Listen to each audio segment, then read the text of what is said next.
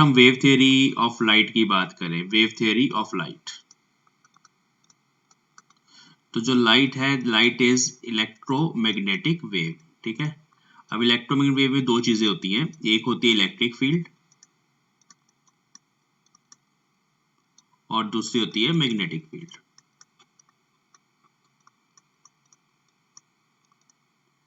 ये इस तरह से किसी रीजन ऑफ स्पेस में वेरी करते हैं ना, इलेक्ट्रिक फील्ड है सिनुसॉइडली वेरी करती है, मैग्नेटिक फील्ड उसके परपेंडिकुलरली सिनुसॉइडली ऐसे वेरी करती है। बट मैग्नेटिक फील्ड वैसे ही बहुत स्मॉल होती है। मैग्नेटिक फील्ड में और इलेक्ट्रिक फील्ड में जो रिलेशन होती है that is B is equal to electric field divide by c speed of light, है ना, बहुत स्मॉल होती है। तो सारा काम जो है वो इलेक्ट्रिक फील्ड का ही है। अब अगर हम फोटो इलेक्ट्रिक इफेक्ट को एक्सप्लेन करना चाहें इसकी हेल्प से, तो क्या होना चाहिए, ये मेटल का सरफेस है, दिस इज मेटल, इस पे जाके ये वेव ऐसे स्ट्राइक करी, सिर्फ इलेक्ट्रिक फील्ड इमेजिन कर लो आप। अब इस इलेक्ट्रिक फील्ड ने अंदर जाके जो इलेक्ट्रॉन था जो कि किसी न्यूक्लियस के अराउंड घूम रहा था, नो डाउट मेटल है तो लूजली बाउंड होगा, है तो लूजली बाउंड बट बाउंड तो है ना। तो इस तरह से इलेक्ट्रॉन न्यूक्लियस के अराउंड घूम रहा था। इस इलेक्ट्रिक फील्ड ने इस इलेक्ट्रॉन के ऊपर फोर्स लगाई, फोर्स लगा के इसको ऑसिलेशन में सेट किया। ऑसिलेशन में सेट करने के बाद जब इस इलेक्ट्रॉन के पास इतनी इनफ एनर्जी आ गई कि वो न्यूक्लियस की जो फोर्स ऑफ अट्रैक्शन है, क्योंकि न्यूक्लियस के पॉजिटिव चार्ज है, इलेक्ट्रॉन पे नेगेटिव चार्ज है, जब इस इलेक्ट्रॉन के पास इतनी इनफ एनर्जी आ गई कि वो न्यूक्लियस की फोर्स ऑफ अट्रैक्शन को ओवरकम कर पाएगा, तब वो यहाँ से इजेक्ट हो जाएगा। ये सिंपल सा कॉन्सेप्ट है। बट इसमें अब कुछ कॉन्ट्राडिक्शंस हैं। पहली कॉन्ट्राडिक्शन तो ये है कि वेव को अपनी एनर्जी ट्रांसफर करने में कुछ टाइम लगेगा। इलेक्ट्रॉन में पहले ऑसिलेशन सेट होंगी, इलेक्ट्रॉन खुद वाइब्रेट करना स्टार्ट होगा with the frequency of wave, फिर वो वाइब्रेशंस रेजोनेंस में आएंगी, फिर थोड़ी देर बाद वो इलेक्ट्रॉन इजेक्ट होगा। मतलब according to wave theory this process should not be instantaneous, ठीक है। तो ये एक पहला पॉइंट जो यहाँ पे निकल के आ रहा है, according to wave theory it is not, it should be not an instantaneous process, but ये तो instantaneous process है जैसे कि हमने देखा। ये पहली बात हो गई, ठीक है। दूसरा पॉइंट क्या हम यहाँ पे देख सकते हैं, सेकंड पॉइंट है इंटेंसिटी के बारे में। अब जब हम वेव की बात करते हैं बच्चों, तो वेव का जो एम्पलीट्यूड होता है वो एनर्जी बताता है हमें। जैसे एक ये वेव है और दूसरी वेव ये है कम एम्पलीट्यूड वाली, तो कम एम्पलीट्यूड का मतलब है वाइब्रेशंस कम होंगी, एनर्जी वो जो डिस्टरबेंस है उस पर्टिकुलर क्वांटिटी की वो कम है, यहाँ पे डिस्टरबेंस ज़्यादा है। और intensity of light is directly proportional to square of amplitude. अब ज़्यादा एनर्जी का मतलब है इंटेंसिटी ज़्यादा होगी लाइट की। मतलब वेव थ्योरी के according the energy of the wave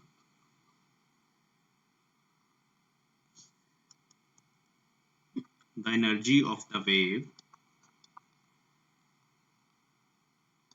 is associated with its intensity, है ना, वो तो इंटेंसिटी पे डिपेंड करता है। इंटेंसिटी, क्योंकि एम्पलीट्यूड बढ़ेगा तो इंटेंसिटी बढ़ेगी, और एम्पलीट्यूड और एनर्जी आपस में रिलेटेड हैं। एग्जांपल आप ऐसे समझ सकते हो, जैसे हम साउंड की बात करें, साउंड एक मैकेनिकल वेव है, तो जितनी ज्यादा वाइब्रेशंस होंगी, लाउड वाइब्रेशंस होंगी, उतनी ज्यादा एनर्जी ज्यादा होती है साउंड वेव में।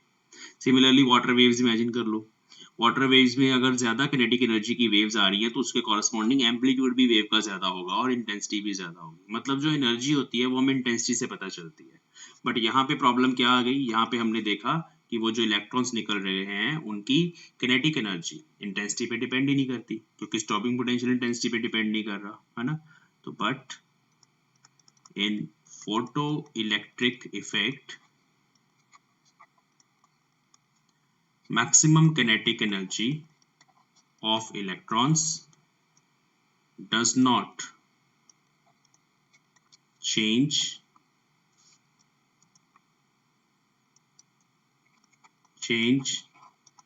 with intensity of light।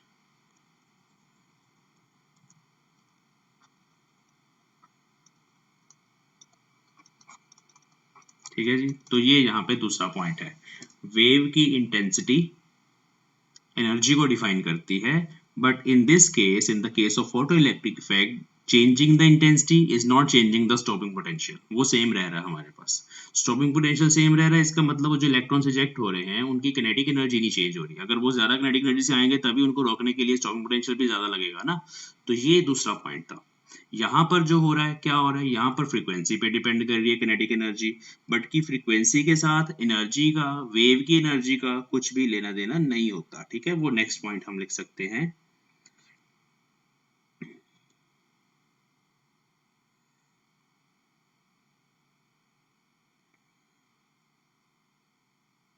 ठीक है, तो नेक्स्ट पॉइंट हम यहाँ पे लिख लेते हैं, थर्ड पॉइंट ऐसे शॉर्ट में। तो as the energy of the wave is associated with its intensity, then इसका मतलब है कि अगर हम बहुत हाई इंटेंसिटी की अगर लाइट फॉल करवा दें, लाइट अगर वेव है और हम इंटेंसिटी बढ़ाते चले जाएंगे, अगर बहुत हाई इंटेंसिटी की लाइट फॉल करवाएं तो इलेक्ट्रॉन इजेक्ट होना चाहिए, बट ऐसा नहीं हो रहा। एक थ्रेशोल्ड फ्रीक्वेंसी है, थ्रेशोल्ड फ्रीक्वेंसी के ऊपर इलेक्ट्रॉन इजेक्ट नहीं होता, थ्रेशोल्ड फ्रीक्वेंसी के नीचे, सॉरी। अगर लाइट की फ्रीक्वेंसी थ्रेशोल्ड फ्रीक्वेंसी से कम है तो इलेक्ट्रॉन इजेक्ट नहीं होता, जितनी मर्जी इंटेंसिटी हो, है ना। तो ये अगला पॉइंट है, तो वो भी इसी से रिलेटेड है सेकंड के साथ, बट वी कैन राइट, मतलब no matter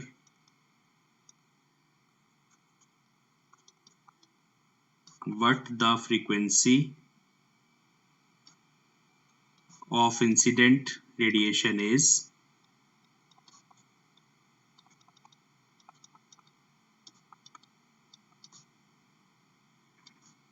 a radiation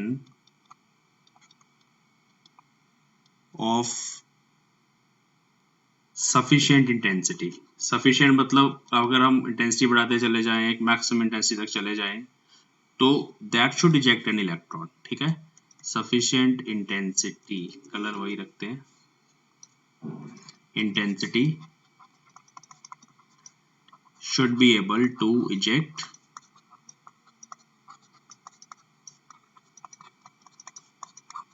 the electrons, but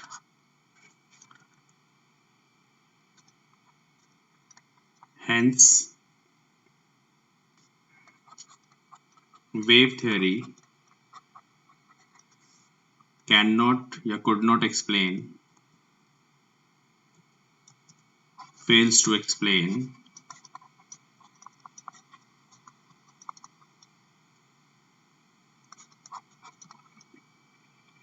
existence of threshold frequency।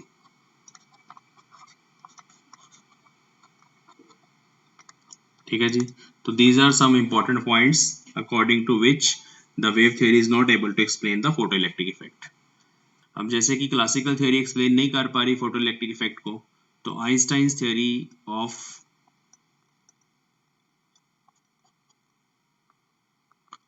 photoelectric effect explains it successfully, and it is based on particle nature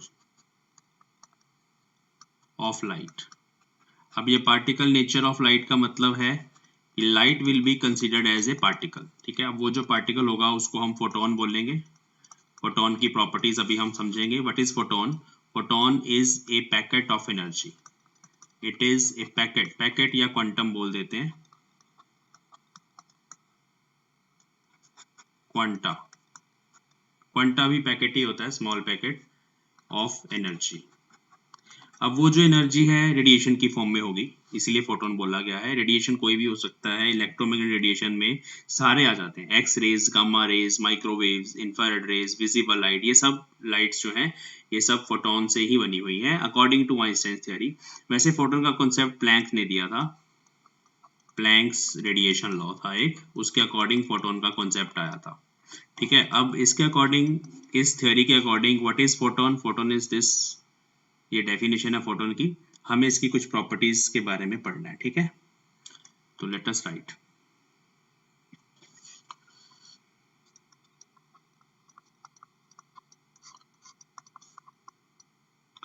according to Planck's theory of radiation, an electromagnetic wave travels in the form of discrete energy packets, discrete energy packets called photons. ठीक है. Properties. What are the important properties of photons? ये 1 mark questions के लिए बहुत ज्यादा जरूरी है. Numericals बहुत सारे बनते हैं इन पे. ठीक है, बहुत आसान है. Number 1, photons travel with speed of light. Einstein की थ्योरी हम कल पढ़ेंगे, आज हम ये प्रॉपर्टी समझ लेंगे और एक दो छोटे छोटे क्वेश्चन हो जाएंगे. photons travel with speed of light. देखो ना, लाइट एक वेव है जैसे कि हम पढ़ रहे थे और उसकी स्पीड c होती है in vacuum.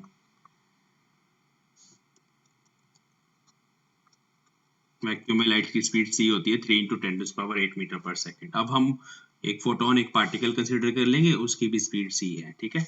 Number 2, rest mass. Rest mass का मतलब है अगर फोटोन रेस्ट पे आ जाए. वैसे फोटोन रेस्ट पे आता नहीं है. The rest mass of a photon is 0. ठीक है. रेस्ट मास का मतलब है when the photon is at rest, but light is always travelling, photons are always travelling, तो रेस्ट मास उनका 0 होता नहीं है. That is photon can not exist at rest.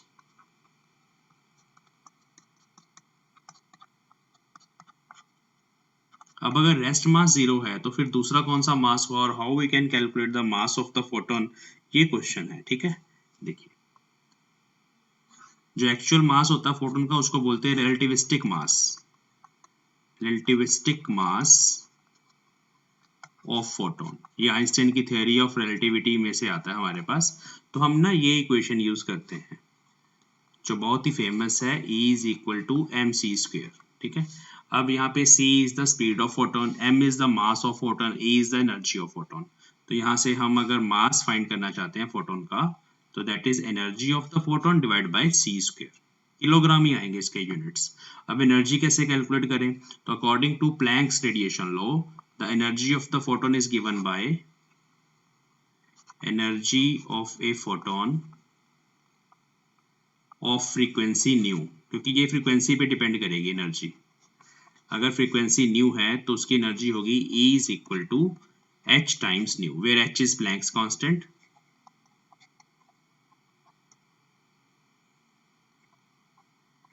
h Planck's constant है. ठीक है. ओके. अब ये इक्वेशन 1 ले लो, ये आप 2 ले लो. यहाँ से बच्चों आप मास का एक और फॉर्मूला ड्राइव कर सकते हो, वो भी मैं करके दिखाता हूँ. यहीं पे कर देते हैं.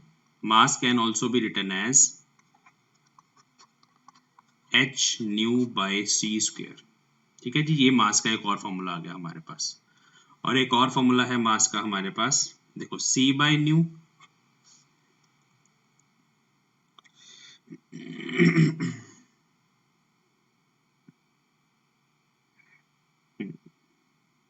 देखो nu is equal to c/λ, है ना. यहाँ पर अगर हम न्यू को c/λ पुट कर दें तो h/c² इंटू c/λ, ये कट जाएगा. तो h/c⁻, new is equal to c/ν. एक मिनट, ये सही नहीं हुआ. सही है, c/λ. हाँ, दिस इज मास. सही है सर. सही है. सुनो दोबारा सुन लो. हाँ जी, nu is equal to c/λ, तो एक c कट जाएगा और एक फॉर्मूला बन गया h/c⁻. This is also the formula for mass of photon, but ये तब यूज करना है जब आपको फोटोन की वेवलेंथ दी होगी. ये तब यूज करना है जब आपको उसकी फ्रीक्वेंसी पता होगी. ये तब यूज करना है जब आपको उसकी एनर्जी पता होगी. Energy will be in joules और इलेक्ट्रॉन वोल्ट्स.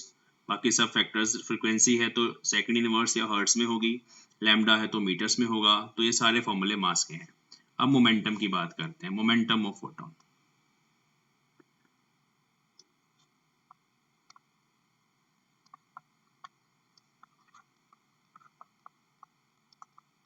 देखिए मोमेंटम का फॉर्मूला मास इनटू वेलोसिटी होता है, तो यहाँ पे mc हो जाएगा। Mass of the photon is m, c is speed of the photon. अब इसको आप ऐसे भी लिख सकते हो e by c square into c, यहाँ से एक c कट जाएगा। This is also the formula for momentum of photon, ठीक है, क्योंकि mass is e by c square. अब e को आप h न्यू पुट कर सकते हो, h न्यू बाई सी भी बन जाएगा मोमेंटम ऑफ फोटोन, और एक और फॉर्मूला बन जाएगा c by nu is lambda, तो this is also h by lambda. जो मर्जी फॉर्मूला आप यूज करो, आपको सब फॉर्मूले जरूरी हैं, इंपॉर्टेंट हैं, किसी भी फॉर्मूले की आपको जरूरत पड़ सकती है, ठीक है। चलिए, so this is the formula for momentum of photon.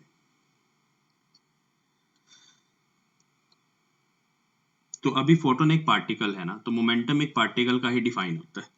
Energy क्या होगी फोटोन की, मैंने बता दिया, एनर्जी ऑफ फोटोन इज, बहुत इंपॉर्टेंट है, h इंटू न्यू, दोबारा से बता रहा हूँ, और दूसरा formula H C by lambda. ये दोनों फॉर्मूले तो बहुत इंपॉर्टेंट है, याद रखने। आइंस्टाइन की थ्योरी में हमें इन दोनों फॉर्मूलों की जरूरत पड़ेगी। आइंस्टाइन ने कैसे इक्वेशन बनाई फोटोइलेक्ट्रिक इफेक्ट की, और वहां से जितनी भी हमारी ऑब्जर्वेशंस हैं वो सारी एक्सप्लेन हो जाती हैं, ठीक है। तो आइंस्टाइन की थ्योरी हम नेक्स्ट लेक्चर में करेंगे, और जितनी भी ऑब्जर्वेशंस हैं उनको वहां से एक्सप्लेन करेंगे कि देखिए अब स्टॉपिंग पोटेंशियल, देखिए यहाँ पे फ्रीक्वेंसी पे डिपेंड कर रहा है, डायरेक्टली पोटेंशियल आ जाएगा, वहां से इक्वेशन से आ जाएगा। और इंटेंसिटी कहीं पर भी नहीं आएगी, जैसे कि स्टॉपिंग पोटेंशियल इंटेंसिटी पे डिपेंड नहीं करता, वो चीज़ आएगी नहीं कहीं पे। और इसके साथ साथ इंस्टेंटेनियस प्रोसेस तो ऑलरेडी एक्सप्लेन हो गया, क्योंकि ये जो कोलिजन होता है ना, आइंस्टाइन कहता है कि ऐसे मेटल का अगर सरफेस है ना, वहाँ पे इलेक्ट्रॉन था तो फोटोन आया है। एक फोटोन एक पार्टिकल, अभी वेव मत मानो इसको, यहाँ जैसे एक पार्टिकल है, इसे कोलाइड किया इसके साथ, इलास्टिकली कोलाइड किया, कोलिजन हो गया दो पार्टिकल्स का, तो कोलिजन में तो जैसे ही टकराता है वैसे ही दूसरा पार्टिकल निकल जाता है वहां से। तो इंस्टेंटेनियस प्रोसेस तो यहीं से एक्सप्लेन हो गई, क्योंकि ये एक कोलिजन प्रोसेस है। Light is composed of particle, और फोटॉन्स इलेक्ट्रॉन्स पे जाके स्ट्राइक कर रहे हैं मेटल के अंदर, और जितने इलेक्ट्रॉन्स के टकरा रहे हैं, कुछ इलेक्ट्रॉन वहां से इजेक्ट हो रहे हैं। अगर फोटोन की एनर्जी उस इलेक्ट्रॉन की बाइंडिंग एनर्जी से ज्यादा है तो वो उसको इजेक्ट कर पा रहा है, अगर फोटोन की एनर्जी बाइंडिंग एनर्जी से कम है तो उसको इजेक्ट नहीं कर पा रहा। हाँ जी, तो according to Einstein,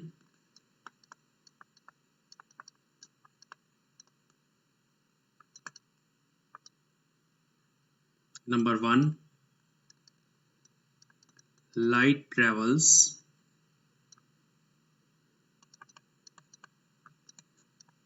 in the form of discrete packets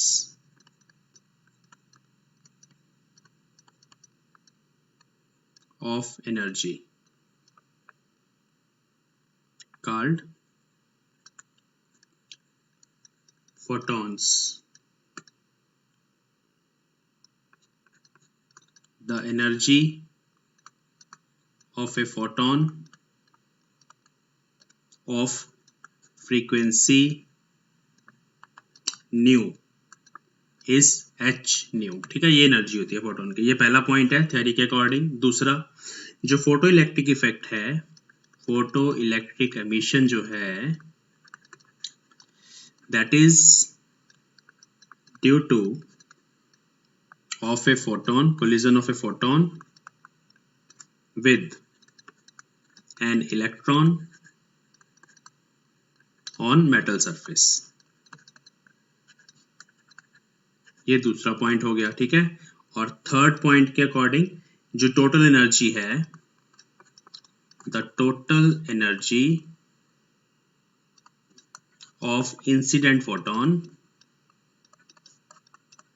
क्या है total energy of incident photon, वो है h new, that is used in 2 parts, 2 parts में वो यूज होती है। एक उसका हिस्सा जो है, नेक्स्ट शीट पे लिखता हूं, एक उसका जो पार्ट है एनर्जी का, वो यूज हो जाता है to eject the electron. A part of it is used to eject the electron। इसका मतलब है इजेक्ट करने का क्या मतलब है, इजेक्ट करने का मतलब है to overcome the nuclear attraction, nucleus होता है ना पॉजिटिव चार्ज, वो अट्रैक्ट करके रखता है, तो उस अट्रैक्शन को हमें ओवरकम करके इलेक्ट्रॉन को वहां से इजेक्ट करना है, तो कुछ पार्ट उसमें लग जाता है, ठीक है, एनर्जी का, और ये किसके बराबर होता है, it is equal to this part is called equal to the work function, इसको बोला जाता है वर्क फंक्शन ऑफ मेटल। ये टर्म हमने ऑलरेडी पढ़ी भी हुई है, वर्क फंक्शन को डिफाइन कर देंगे, उसको हम W से डिनोट करते हैं, ठीक है, तो W नॉट से डिनोट कर सकते हैं, W से डिनोट कर सकते हैं, और ये W जो है this is equal to actually, तो हम बाद में फाइंड करेंगे किसके बराबर होता है, तो वर्क फंक्शन ऑफ मेटल, हाँ यहाँ इसको डिफाइन कर देते हैं, देख लो ध्यान से। वर्क फंक्शन बेसिकली क्या होता है, work function is the energy required to eject electron from metal surface, वही सेम चीज ही है, ठीक है, तो एक हिस्सा तो वर्क फंक्शन में यूज हो गया उसको बाहर निकालने में, और जो रिमेनिंग एनर्जी होती है that becomes the kinetic energy of ejected electron. बची हुई energy becomes the kinetic energy of ejected electron। तो ये है इस थ्योरी के सारे पॉइंट्स, ठीक है, प्रोसेस को मैं दोबारा से बता देता हूँ। इस केस में एक इस केस में एक फोटोन ऐसे मेटल के सरफेस को अगर स्ट्राइक करेगा, इस फोटोन की जो एनर्जी है वो h न्यू है, उस एनर्जी में से कुछ पार्ट यहाँ से इलेक्ट्रॉन को इजेक्ट करने में लग गया, वो जो पार्ट लगा उसको W नॉट बोल दिया, वर्क फंक्शन, बट बाकी जो एनर्जी बची वो भी इसी में से निकली है, वो बन गई उस इलेक्ट्रॉन की काइनेटिक एनर्जी। ठीक है, यहाँ तक क्लियर हो गया, बोलो। Yes sir. अब इक्वेशन लिख के दिखा देता हूं मैं, ठीक है,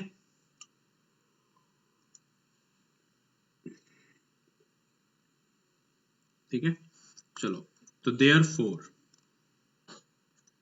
energy of incident photon is equal to work function plus बाकी जो बची थी kinetic energy, maximum kinetic energy, पहले मैं ऐसे लिखता हूं, प्लस के मैक्स, ठीक है, maximum kinetic energy of the electron, ठीक है, ये इक्वेशन है हमारे पास। अब इसको यहाँ पे हम h न्यू लिख देते हैं, एनर्जी ऑफ इंसिडेंट फोटोन, इसको आप W नॉट ही रहने दें अभी, और इस K मैक्स को अभी के लिए K मैक्स ही रहने देते हैं, ठीक है। If the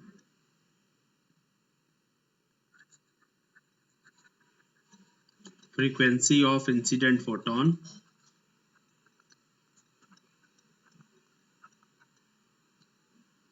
is equal to threshold frequency new not, ठीक है, इंसिडेंट फोटोन की फ्रीक्वेंसी ये जो न्यू था ये न्यू नॉट के बराबर होगा, then its energy is just sufficient to eject an electron, hence h nu naught will be equal to w naught। ये वर्क फंक्शन के बराबर हुआ। वर्क फंक्शन की डेफिनेशन मैंने अभी आपको बताई ना, this is the energy required to eject an electron. तो हम कह रहे हैं कि अगर फ्रीक्वेंसी न्यू नॉट है और एनर्जी का फॉर्मूला एच न्यू है, तो एनर्जी बन गई एच न्यू नॉट, तो ये दोनों बराबर हो जाएंगे, ठीक है, ये यहाँ पे कंडीशन है। तो इस चीज को अभी मैं यहाँ पे पुट कर रहा हूँ इन इक्वेशन 1।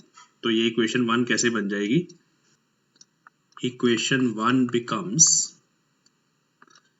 एच न्यू, ये इंसिडेंट फोटोन की एनर्जी है, लेकिन W नॉट की जगह अभी हम पुट कर रहे हैं एच न्यू नॉट, जस्ट ये चीज मैंने प्रूव करी है, प्लस के मैक्स। तो मैक्सिमम काइनेटिक एनर्जी बच्चों फिर किसके बराबर आ गई इस एक्सप्रेशन से, H nu minus H new not, इसके बराबर आ गई।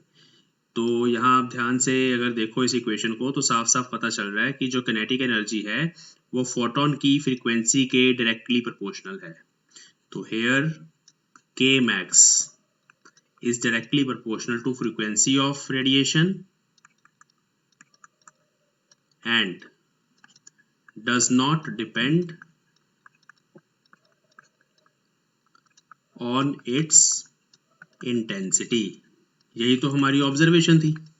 k max किसके बराबर है? स्टॉपिंग पोटेंशियल की टर्म्स में अगर आप k max को लिखना चाहते हो तो मैं आपको रिमाइंड करवाता हूँ। k max का फॉर्मूला eV0 हमने लिखा था, इलेक्ट्रॉन का चार्ज इनटू स्टॉपिंग पोटेंशियल। वो चीज भी यहाँ हम पुट कर सकते हैं। We can write k max as eV0, eV0 is equal to h nu minus h nu naught। तो ये भी जो इक्वेशन आपके सामने लिखी हुई है ये भी यही चीज बता रही है। क्या बता रही है? कि जो स्टॉपिंग पोटेंशियल है दैट इज, जो स्टॉपिंग पोटेंशियल है it is directly proportional to frequency of radiation. और इंटेंसिटी तो कहीं आ नहीं रही इक्वेशन में। अगर फॉर्मूले में इंटेंसिटी नहीं आ रही तो मतलब स्टॉपिंग पोटेंशियल भी जो है वो इंटेंसिटी पे डिपेंड नहीं करता। It is directly proportional to nu. ये यहाँ से इसकी एक्सप्लेनेशन एक निकल के आती है। तो this is Einstein's equation of photoelectric effect. This is also Einstein's equation of photoelectric effect. This is in terms of maximum kinetic energy. यहाँ आप हाफ mv मैक्स स्क्वायर भी लिख सकते हो, वो भी मैं लिख देता हूँ, हाफ mv मैक्स का स्क्वायर, ये भी आप लिख सकते हो, सेम इक्वेशन ही है। और ये in terms of stopping potential है। ये E जो है यहाँ पे कांस्टेंट है, charge of electron. V0 is stopping potential, it is a variable, H is a constant, nu is a variable। Frequency को वेरी करने से स्टॉपिंग पोटेंशियल वेरी करेगा और बढ़ेगा। तो ये दोनों इक्वेशंस बच्चों लॉज ऑफ फोटोइलेक्ट्रिक इफेक्ट को प्रॉपर अच्छे तरीके से एक्सप्लेन कर रही हैं। ठीक है, तो देखते हैं कैसे एक्सप्लेन हो रहे हैं। देखो सबसे पहला हमारा जो लॉ था वो ये था कि हम photo electric current versus intensity graph को एक्सप्लेन करें। तो इसकी जो एक्सप्लेनेशन है वो यहाँ से साफ साफ हमें पता चलेगी। देखना कैसे इसकी एक्सप्लेनेशन देखते हैं कैसे पता चलती है। ये ग्राफ बोलता था कि जो फोटो इलेक्ट्रिक करंट है वो बढ़ जाता है इंटेंसिटी ऑफ लाइट के साथ।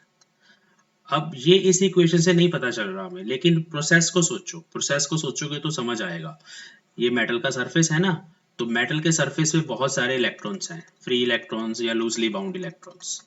अब ये जो इलेक्ट्रॉन्स हैं उतने ही इजेक्ट होंगे जितने इस पे फोटॉन स्ट्राइक करेंगे। अब हम वेव की बात नहीं कर रहे, हम नंबर ऑफ पार्टिकल्स की बात कर रहे हैं, number of energy packets, discrete energy packets of light, या यू कैन से फोटॉन्स, है ना। तो जितने नंबर ऑफ फोटॉन्स आप बढ़ाते चले जाओगे मतलब आप लाइट की इंटेंसिटी को बढ़ा रहे हो। अब लाइट की इंटेंसिटी फोटॉन्स के साथ रिलेट हो चुकी है।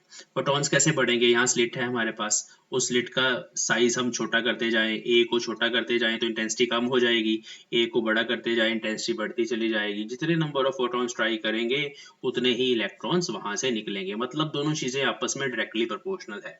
अगर एक भी फोटोन जाके नहीं गिरेगा तो एक भी इलेक्ट्रॉन नहीं निकलेगा। 100 फोटोन स्ट्राइक करेंगे तो 100 इलेक्ट्रॉन वहां से इजेक्ट होंगे, प्रोवाइडेड कि उन 100 फोटॉन्स की जो फ्रीक्वेंसी है वो थ्रेशोल्ड फ्रीक्वेंसी से ज्यादा होनी चाहिए। तो इस तरह इंटेंसिटी ऑफ लाइट मतलब नंबर ऑफ फोटॉन्स बढ़ाने से नंबर ऑफ इलेक्ट्रॉन्स बढ़ेंगे, इसलिए फोटोइलेक्ट्रिक करंट जो है that will be directly proportional to intensity of light. तो this is the first explanation to the first graph. Second explanation है threshold frequency की। वो कैसे एक्सप्लेन करेंगे? उसको ना न्यू टीएच लिखेंगे, थ्रेशोल्ड फ्रीक्वेंसी। मैं यहाँ लिख देता हूं ताकि आपको याद रहे।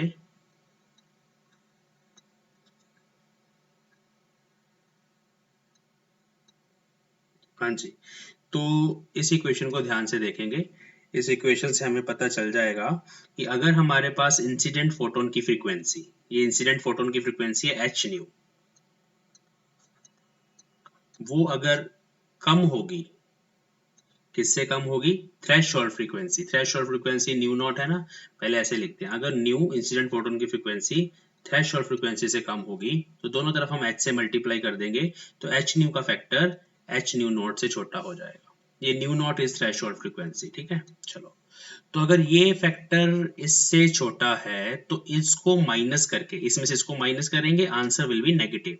उसका मतलब है कि स्टॉपिंग पोटेंशियल इज नेगेटिव, और you can say from here kinetic energy is negative, which is not possible. Kinetic energy of a particle is always positive quantity, क्योंकि यहाँ मास भी पॉजिटिव है और वेलोसिटी का स्क्वायर हो चुका है स्पीड एक्चुअली, तो kinetic एनर्जी हमेशा पॉजिटिव होनी चाहिए। अगर ऐसा हो गया that means k max is negative, which is not possible, और ऐसा होता भी नहीं, फिर इलेक्ट्रॉन इजेक्ट ही नहीं होता इसका मतलब।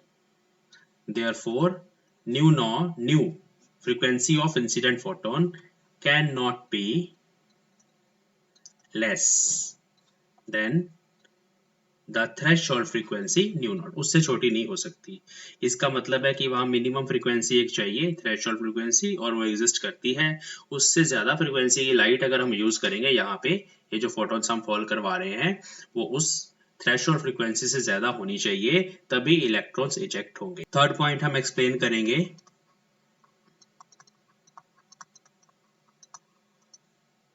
Kmax is directly proportional to frequency of incident radiation। ये हमने एक्सपेरिमेंटल ऑब्जर्वेशन से देखा था। क्यों? बिकॉज हमने ये देखा था कि stopping potential frequency of light के डायरेक्टली प्रोपोर्शनल है। एक ग्राफ भी मैंने आपको दिखाया था, ये वाला ग्राफ। ये ग्राफ उस टाइम पर एक्सपेरिमेंटली हमने ड्रॉ किया था। मैंने बताया था कि एक सिंगल मेटल के लिए इसको हम ड्रॉ कर सकते हैं। मेटल 1 के लिए इसकी स्लोप कांस्टेंट होती है, यहाँ पर वो थ्रेशोल्ड फ्रीक्वेंसी न्यू नॉट है, बट उसके बाद दोनों डायरेक्टली प्रोपोर्शनल है। तो देखो क्या आइंस्टाइन की जो इक्वेशन हमने ड्राइव करी है, उन दोनों इक्वेशन से ये बात पता चल रही है कि नहीं चल रही? देखो H common new minus nu naught, तो ये वेरिएबल है, ये वेरिएबल है, दोनों डायरेक्टली प्रोपोर्शनल है, तो इसका मतलब स्ट्रेट लाइन ग्राफ एक्सप्लेन हो गया।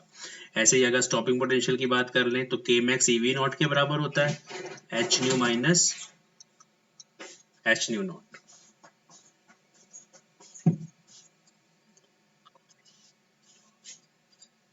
चलो, हाँ जी, तो सुनो दोबारा, देखो तो इस इक्वेशन से पता चल रहा है कि stopping potential V not is also directly proportional to nu, hence the graph is straight line। तो ये भी एक्सप्लेन हो गया। फोर्थ एक्सप्लेनेशन वो था कि टाइम लैग नहीं होना चाहिए, टाइम लैग होता भी नहीं है। वेव थ्योरी के अकॉर्डिंग टाइम लैग आएगा, बट अगर आप कोलिजन कंसिडर करोगे तो टाइम लैग नहीं आएगा, और एक्चुअली नहीं आता। तो explanation of time lag, no time lag, या नो आना चाहिए, ठीक है, इंस्टेंटेनियस प्रोसेस है ना। तो if we consider photoelectric effect as a collision process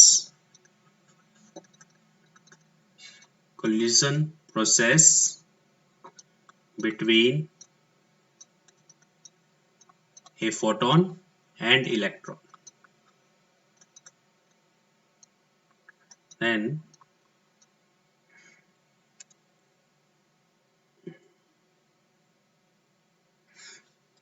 it means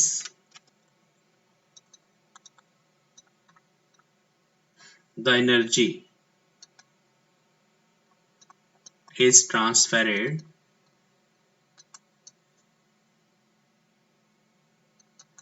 to electron in a packet। Packet मतलब एक बंडल ऑफ एनर्जी हमने एक ही झटके में उसको ट्रांसफर कर दिया। जैसे एक फोटोन है ना, वो एक बंडल ऑफ एनर्जी है, यहाँ पे इलेक्ट्रॉन है ना, तो जैसे ही जाके कोलाइड किया कोलिजन प्रोसेस में, वो जितनी एनर्जी थी एक झटके में उसको मिल गई उसी time, with in the time of 10 to the power -9 seconds. इतने इंटरवल में, इतने स्मॉल इंटरवल में वो एनर्जी सारी की सारी उसको मिल जाती है। लेकिन वेव कंसिडर करोगे अगर आप लाइट को, फिर वो वेव जाएगी, यहाँ जाके स्ट्राइक करेगी, तो ये इलेक्ट्रॉन भी उस वेव की फ्रीक्वेंसी के साथ ऑसिलेट होना स्टार्ट करेगा। जब उसको इनफ एनर्जी मिल जाएगी, एनर्जी दे रही है वेव, उसको दी जा रही है, दी जा रही है, जब उसको इनफ एनर्जी मिल जाएगी तब वो निकलेगा इलेक्ट्रॉन। तो उस हिसाब से वेव थ्योरी के हिसाब से टाइम लैग आना चाहिए था, बट एक्चुअली एक्सपेरिमेंटली जो हमने ऑब्जर्व किया टाइम लैग आ नहीं रहा। उसको आइंस्टाइन की जो थ्योरी है कोलिजन वाली थ्योरी, उससे प्रॉपरली एक्सप्लेन किया जा सकता है कि अगर हम इसको कोलिजन मान लें तो एक बंडल की फॉर्म में एनर्जी उसको इलेक्ट्रॉन को मिली है, और उसी टाइम वो अपनी जगह से इजेक्ट हो गया, और बाकी जो एनर्जी है वो सारी उसकी किनेटिक एनर्जी बन गई। तो ये उसकी एक्सप्लेनेशन है। तो इस तरह से आइंस्टाइन की थ्योरी की इक्वेशन चारों के चारों जो लॉज है उनको एक्सप्लेन करती है। अब हम एक ग्राफ बनाएंगे। देखो ये जो हमारा ग्राफ था ना, उस ग्राफ से एक ग्राफ ले लेते हैं। कौन सा ग्राफ है? V nought versus nu graph, ठीक है। और you can say k max, दोनों बनाते हैं, वर्सेस न्यू ग्राफ। ये दोनों ग्राफ्स को अभी हम देखने वाले हैं। और इस ग्राफ से हम दो चीजें फाइंड कर सकते हैं दोनों ही ग्राफ से। एक है प्लैंक्स कांस्टेंट, दूसरा है वर्क फंक्शन। तो जो नेक्स्ट हमारा प्रॉब्लम है जिसपे क्वेश्चन आता है, how to find the value of Planck's constant. Planck's constant आपको पता है बच्चों कि ये यूनिवर्सल कांस्टेंट है। पूरे यूनिवर्स में h की value, smallest constant of universe is Planck's constant. उसकी वैल्यू को एक्सपेरिमेंटली फाइंड करना हमें फोटोइलेक्ट्रिक इफेक्ट की हेल्प से। और एक और चीज फाइंड कर सकते हैं, वो है वर्क फंक्शन ऑफ मेटल। हाँ जी, पहले हम देख लेते हैं, वर्क फंक्शन को भी डिफाइन कर लेते हैं, अभी तक किया नहीं। वर्क फंक्शन होता है minimum energy required to eject the electron from metal surface।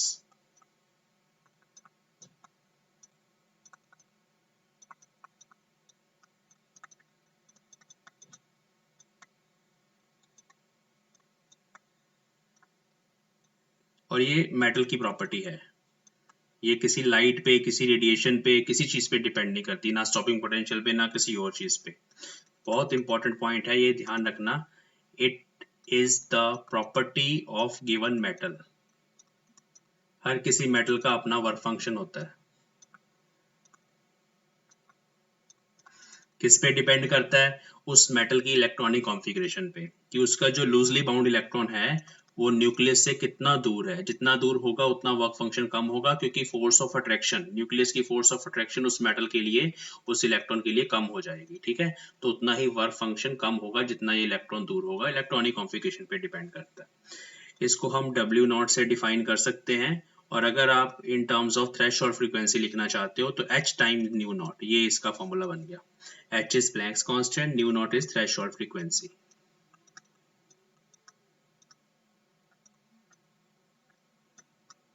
ठीक है, तो अभी हम प्लैंक्स कांस्टेंट को कैसे फाइंड करेंगे इस ग्राफ से, और वर्क फंक्शन कैसे फाइंड करेंगे। देखिए ये इक्वेशन लिख लेते हैं, हमारे पास है ना, EV nought is equal to H nu minus H nu nought. ये इक्वेशन है बच्चों। इस इक्वेशन को हम ऐसे भी लिख सकते हैं, H nu minus W not, एक ही बात है। ओके, अब हमने बनाना है पहले V not versus nu graph. तो ये E को ना डिवाइड कर देते हैं, E से पूरी इक्वेशन को डिवाइड करने से ये बन जाएगी V नॉट। देखो यहाँ से, यहाँ पे E से डिवाइड किया, कट गया, इस साइड पे आ जाएगा H by E new minus W nought by E। ये एक इक्वेशन बन गई। इसको कंपेयर कर लेते हैं स्ट्रेट लाइन की इक्वेशन के साथ। ये पैरामीटर Y की जगह आ गया, क्योंकि हम इसमें और इसमें ग्राफ बना रहे हैं, ये X की जगह आ गया। y is equal to m x, ये m है, मतलब स्लोप जो है वो इसके बराबर है, h बाई ई के बराबर, plus c is the intercept on y axis. वो इंटरसेप्ट ऑन y एक्सिस जो है वो माइनस w नॉट बाई ई हो गया, माइनस साइन भी है साथ में, माइनस उसी में इंक्लूड करना है। और ग्राफ बनेगा स्ट्रेट लाइन, क्योंकि y की पावर भी 1 है यहाँ पे और x की पावर भी 1 है, तो स्ट्रेट लाइन ग्राफ बनेगा। मैं बना के दिखा देता हूँ।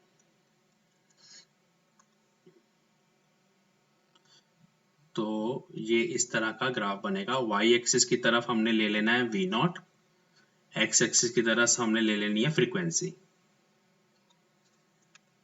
इधर हमने फ्रीक्वेंसी ले लेनी है, मान लो ये हर्ट्स में है फ्रीक्वेंसी, किलो हर्ट्स में भी हो सकती है, वैसे किलो हर्ट्स ले लेते हैं। और इस तरफ स्टॉपिंग पोटेंशियल मान लो वोल्ट्स में चल रहा है।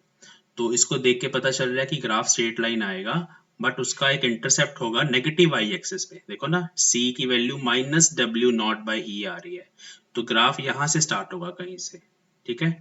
तो ये वैल्यू जो है यहाँ से लेके यहाँ तक, ये वैल्यू वो आएगी w nought by E, work function divide by charge of electron, in this graph V not versus nu graph.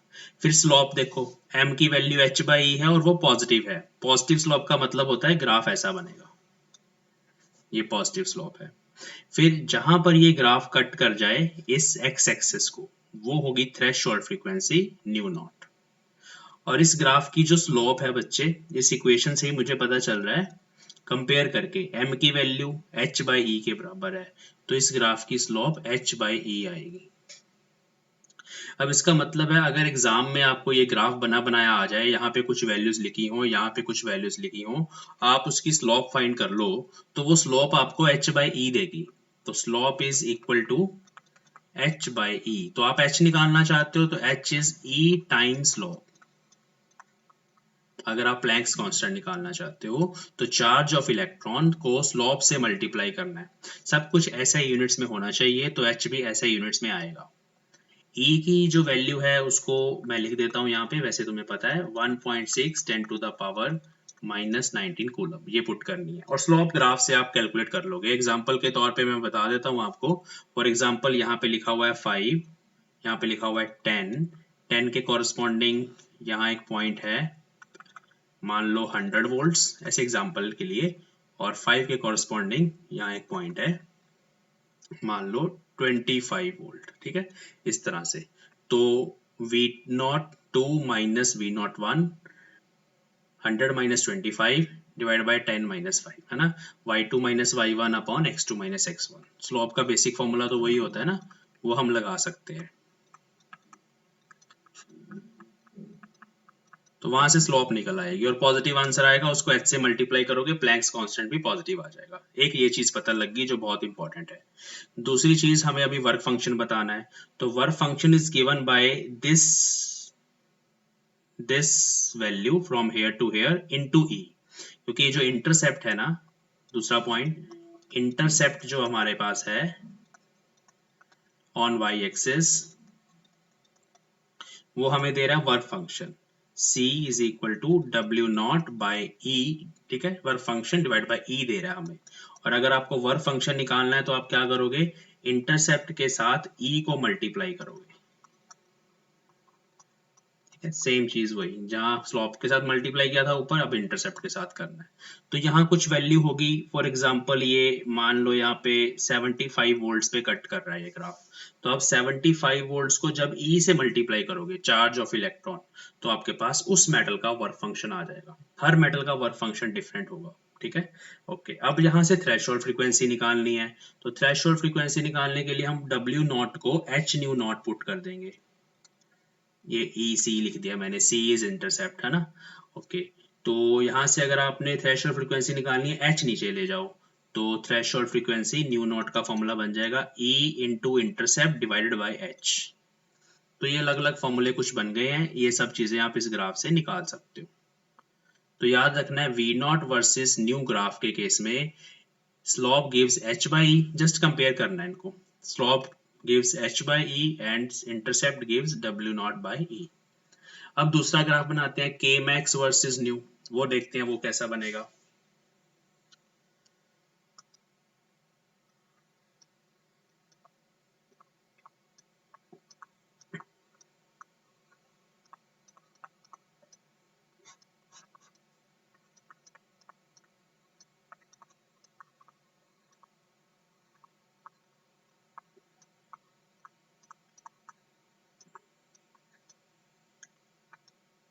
हाँ जी, तो ये इक्वेशन है आइंस्टाइन की, k max is equal to h nu minus h nu naught, और you can write k max is equal to h nu minus w naught। Again I will compare it with y is equal to mx plus c। तो slope m is equal to h। अब इस case में slope सीधा Planck's constant दे देगी आपको, अगर आपको ये ग्राफ आ जाए, और इंटरसेप्ट डायरेक्टली आपको वर्क फंक्शन दे देगा।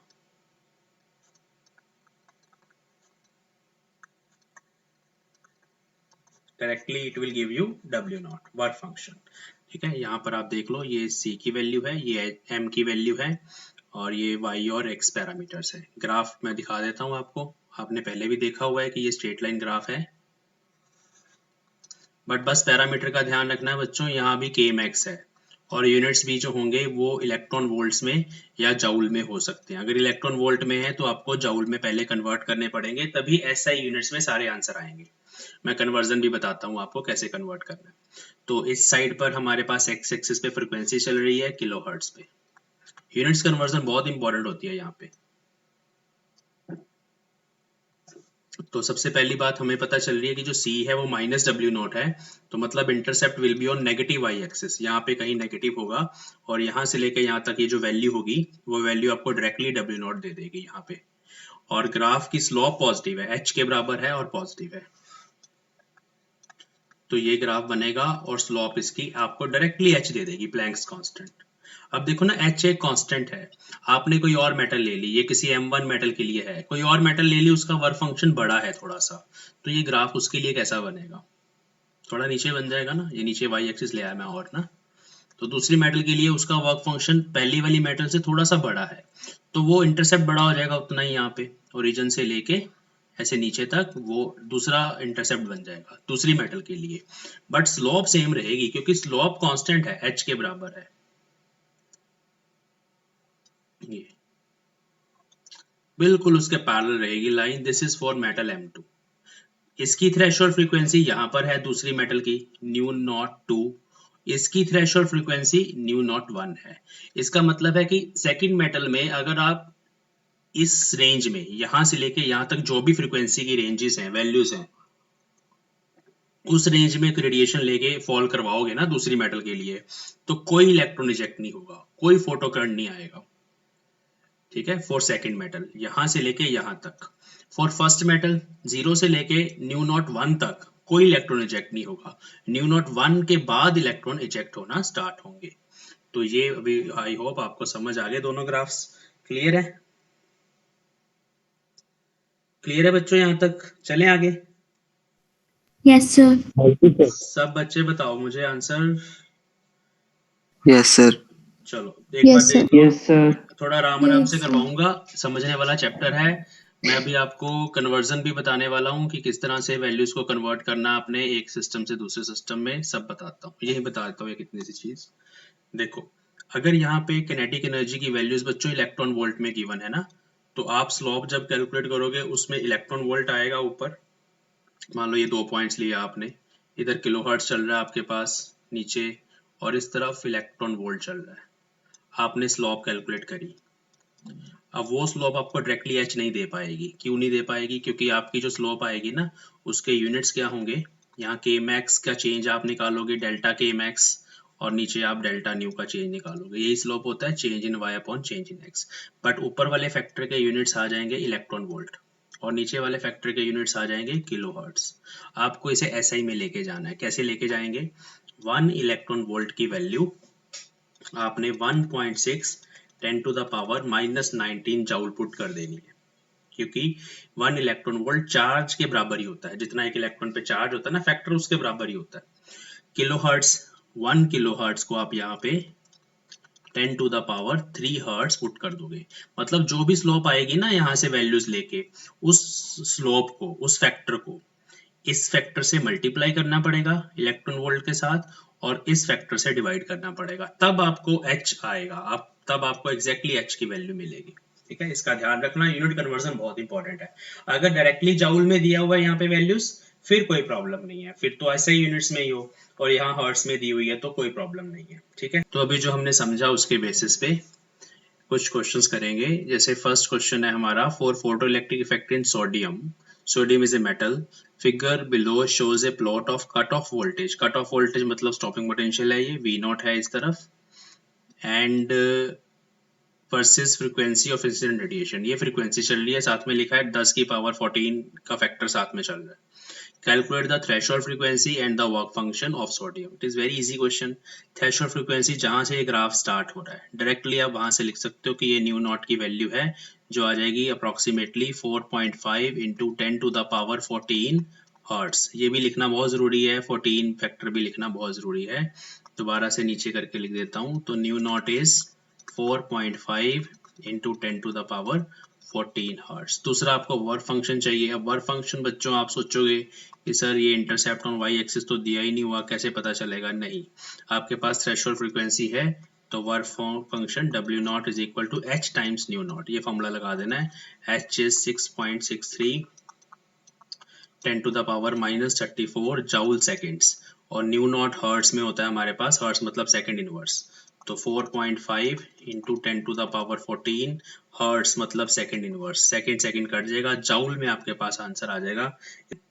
तो by solving this factor the answer is 2.97 into 10⁻⁻19 joule. This is the work function for this metal sodium. Next question है, UV light is incident on two photosensitive materials. अलग अलग तरह के दो अलग अलग photosensitive materials मतलब metals हैं, उस के वर्क फंक्शन है, एक का W1 दूसरे का W2, W1 W2 से बड़ा है। कह रहा है UV लाइट हम यूज कर रहे हैं, in which case the kinetic energy of emitted electrons will be greater. किस केस में किनेटिक एनर्जी ज्यादा होगी? अब देखो वर्क फंक्शन जितना बड़ा हो जाएगा ना, किनेटिक एनर्जी उतनी छोटी हो जाएगी। ऐसा क्यों है? क्योंकि देखो Kmax का जो फॉर्मूला है ना, वो है h न्यू, ये है एनर्जी ऑफ इंसिडेंट रेडिएशन, जो अभी आपके दिमाग में शायद नहीं आया कि ये इंसिडेंट रेडिएशन क्या होता है। जैसे ये मेटल है ना, तो मेटल पे जो फोटोन फॉल कर रहा है उसकी एनर्जी h न्यू है, माइनस वर्क फंक्शन, ये हमारे पास फॉर्मूला है। अब ये वाला फैक्टर बच्चों जितना बड़ा हो जाएगा ना, जितना ये इंक्रीज करवा दोगे आप, उतना ये वाला फैक्टर छोटा हो जाएगा, क्योंकि h न्यू फिक्स हो गया। हम एक ही लाइट फॉल करवा रहे हैं, अल्ट्रावायलेट लाइट। उसने बोल दिया कि दो मेटल्स हैं बट लाइट एक ही यूज कर रहे हैं, तो दोनों के केस में हमारा h new energy of incident radiation is fixed. Metals different हैं, एक का W1 बड़ा है जिसका वर्क फंक्शन ज्यादा होगा, ये माइनस हो रहा है ना इसमें से, ये छोटा हो जाएगा, उसकी किनेटिक एनर्जी, उसके कॉरेस्पॉन्डिंग किनेटिक एनर्जी कम आएगी इलेक्ट्रॉन्स में।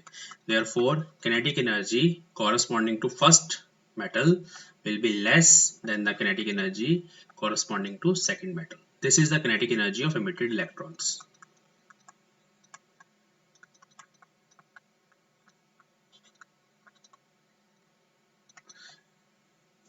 ये वाला इलेक्ट्रॉन जो मीट हुआ ना, ये उसकी किनेटिक एनर्जी है, ठीक है।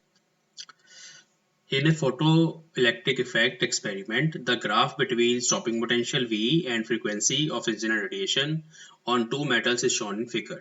Which of the two metals P and Q has greater value of work function? What does the slope of line depict? तो दो क्वेश्चन आ गए, दोनों क्वेश्चन आपको पता है। वर्क फंक्शन हमें कैसे पता चलता है? इंटरसेप्ट ऑन वाई एक्सिस, तो वाई एक्सिस पे इंटरसेप्ट क्यू मेटल का ज्यादा आएगा, या थ्रेशोल्ड फ्रीक्वेंसी भी अगर आप देख लो तो क्यू की थ्रेशोल्ड फ्रीक्वेंसी पी की थ्रेशोल्ड फ्रीक्वेंसी से ज्यादा है, इस तरफ है ना ये वाला पॉइंट, तो क्यू के कॉरेस्पॉन्डिंग जो थ्रेशोल्ड फ्रीक्वेंसी है वो पी से ज्यादा है। तो वर्क फंक्शन क्या होता है? एच से ही तो मल्टीप्लाई करना है ना दोनों तरफ, तो work function of Q metal is greater than work function of P metal. तो फर्स्ट क्वेश्चन का आंसर आ गया। सेकंड, स्लोप क्या बताती है? अभी मैंने बताया कि अगर स्टॉपिंग पोटेंशियल वर्सेस फ्रीक्वेंसी है तो स्लोप हमें h बाय ई देती है, और अगर किनेटिक एनर्जी वर्सेस फ्रीक्वेंसी है तो स्लोप हमें सिंपली h देती है। ठीक है, ठीक है। Let us write some important फॉर्मूले to solve the numerical problems. हाँ जी, सबसे पहले तो एक ये इक्वेशन सबसे important, h nu is equal to k max plus work function, ये सबसे पहली इक्वेशन है। इसको आप k max plus h nu naught भी लिख सकते हो। दूसरी equation k max maximum kinetic energy ev naught के भी बराबर है, और यही kinetic energy h common new minus nu not के भी बराबर है, और इसी तरह से हाफ mv स्क्वायर मैक्स इसके भी बराबर है, मतलब ये भी h nu minus h nu not के बराबर है। ठीक है, ओके। v मैक्स निकालना है, अगर मैक्सिमम स्पीड निकालनी है, v मैक्स यहाँ छोटा v रहेगा स्पीड के लिए, तो h 2h into nu minus nu nought by m, उसका अंडर रूट भी आप लिख सकते हो। ये सारे फॉर्मूले इन टर्म्स ऑफ फ्रीक्वेंसी है। अब हम लैम्डा में जाएंगे, वेवलेंथ की टर्म्स में। कभी कभी हमें ना फ्रीक्वेंसी की जगह न्यूमेरिकल प्रॉब्लम में वेवलेंथ दी होती है रेडिएशन की, तब क्या करेंगे? देखो, k मैक्स से स्टार्ट करेंगे, k max is equal to ev nought, ये तो है ही है, यहाँ तो फ्रीक्वेंसी वेवलेंथ का कुछ लेना देना नहीं है। उसके बाद h, देखो nu is c by lambda और nu not is c by lambda naught. Lambda naught threshold wavelength है, जिसके बारे में भी बात करनी है मुझे।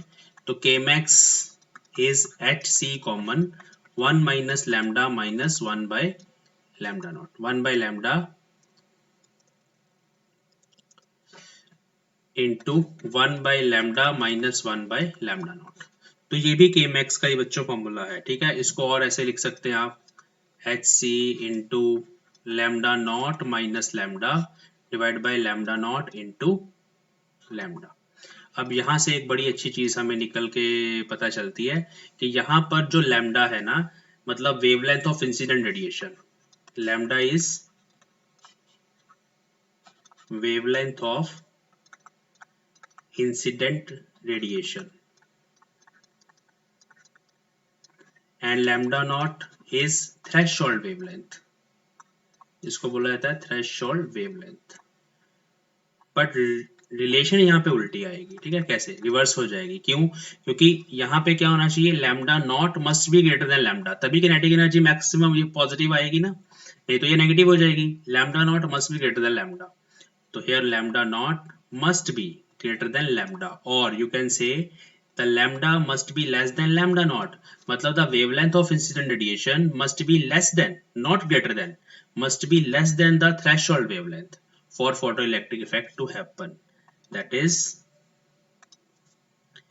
wavelength। अगर फ्रीक्वेंसी की बात करोगे तो बड़ी होनी चाहिए थ्रेशोल्ड फ्रीक्वेंसी से, वेवलेंथ की बात करोगे तो छोटी होनी चाहिए। तो wavelength of incident radiation must be smaller than threshold wavelength। इसका ध्यान रखेंगे सभी बच्चे, ठीक है।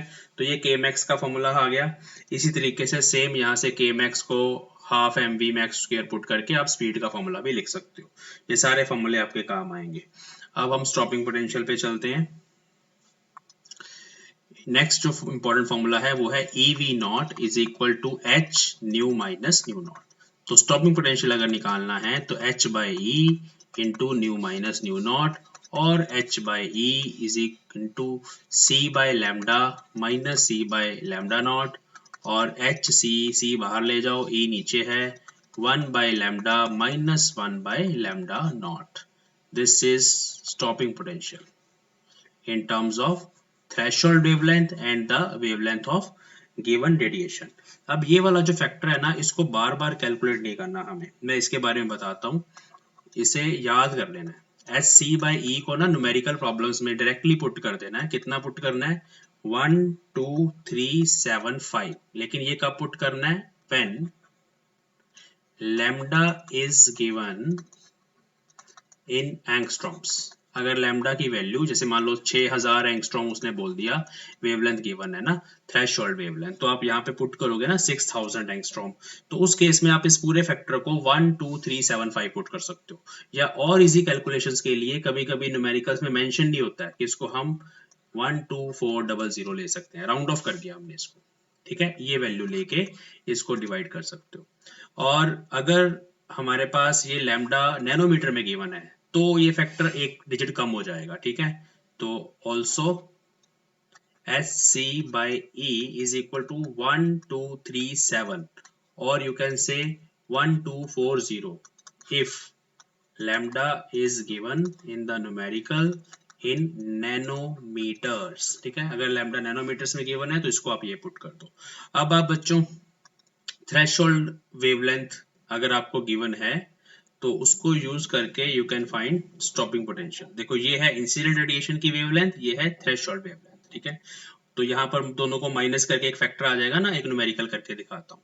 जैसे मान लो आपको बोला कि किसी मेटल के लिए जो थ्रेशोल्ड वेवलेंथ है lambda nought, that is given as 6000 angstrom, ठीक है, इतनी थ्रेशोल्ड वेवलेंथ है, ये गिवन है।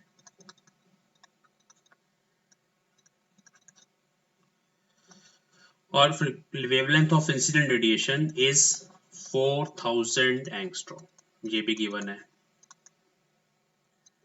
हमें क्या फाइंड करना है? Stopping potential corresponding to this wavelength. कितना स्टॉपिंग पोटेंशियल होगा? तो बहुत इजी है, directly h c by e की वैल्यू आपने पुट कर देनी है 12375 directly. 1 by lambda means 1 by 4000, दोनों को नीचे मल्टीप्लाई तो करना पड़ेगा ना, 4000 इंटू 6000 और ऊपर यहाँ 6000 चला जाएगा एलसीएम लेके और यहाँ 4000 आ जाएगा। सॉल्व करके 2000 का फैक्टर है, नीचे 1 2 3 7 5 है और इंटू 2000 डिवाइड बाय 24 के आगे 6 zeros लगा दो। ये जब आप कैलकुलेट कर लोगे तो आंसर वोल्ट में आएगा।